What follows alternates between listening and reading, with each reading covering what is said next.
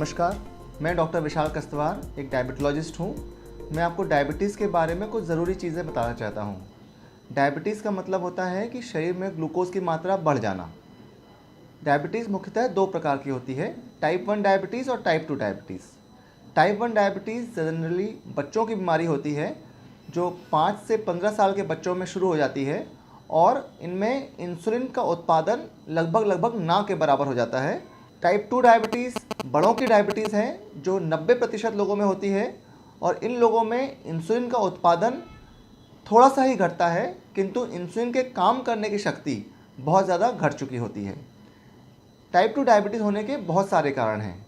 इसमें लिवर से अधिक ग्लूकोज का उत्पादन होना, मांसपेशियों में ग्लूकोज सोखने की क्षमता कम हो जाना, किडनी से ग्लूकोज को बाहर निकाल देने की क्षमता कम हो जाना, फैट सेल्स में विसंगतियाँ, ब्रेन में विसंगतियाँ, आंतों में विसंगतियाँ, कई सारी विसंगतियाँ मिलाकर कुछ ऐसा प्रभाव क्रिएट करते हैं जिसको इंसुलिन रेजिस्टेंस बोलते हैं और हमारे शरीर का इंसुलिन ढंग से ना पूरा कार्य नहीं कर पाता है।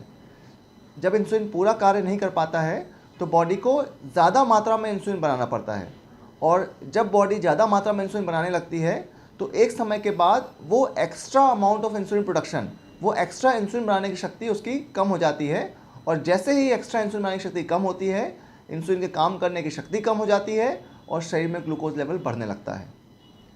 हम टाइप 2 डायबिटीज़ के बारे में इसलिए बात कर रहे हैं क्योंकि ज़्यादातर लोगों को 90% से अधिक लोगों को टाइप 2 डायबिटीज़ ही होती है।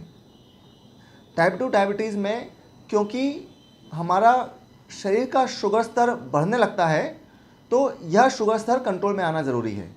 बढ़ा हुआ शुगर स्तर हमारे शरीर के विभिन्न अंगों को नुकसान पहुंचा सकता है।